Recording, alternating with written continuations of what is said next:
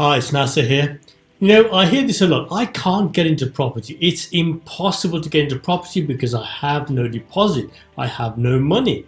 Well, you know what? If that's what you think, that's the way it's going to be.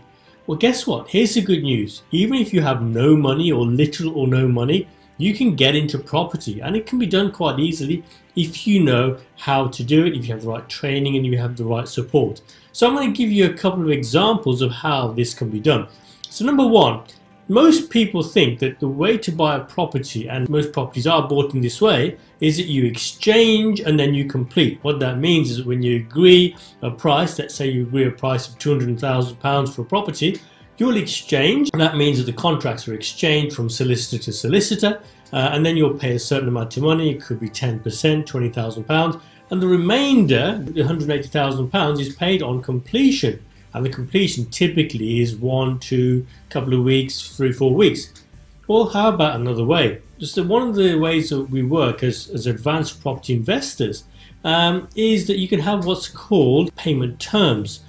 So you can sometimes buy now and pay later. So in some cases, you can even buy the property and pay for it maybe even a year or even longer later on. Now, every circumstance and deal is different, but for example, here's a very, very good example where you can buy the property right now and you can pay for it later. So what's the benefit of that? Well, in that time, for example, if it was a year, you could collect rental on the property, you could also make refurbishments on the property, and you can have a lot of tax savings, and there's obviously finance payments and cash flow savings in that time are massive. So this is something that many people don't really know about. So this is something where you negotiate the terms of the payment.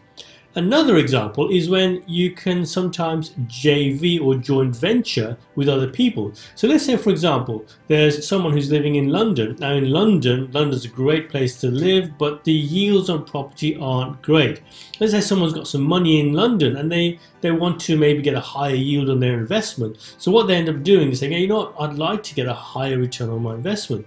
So perhaps if you have knowledge of another area, for example, just outside Birmingham, where you can get much higher yields, then what you could do is work with someone in London who maybe has cash and they're time poor, and you say, well, okay, well, if the person from London puts the money in and the person from Birmingham puts the knowledge, the local knowledge, knowing which property to buy, how it's going to work, now together, what's happened there is that you may have a 50-50 split, or you may have a different equity split where one person put the cash in and the other person, without any cash, has now gone into a property deal and both people are happy. Now this is an example of two simple ways where you can actually buy property and get into property with little or no money in your own bank account.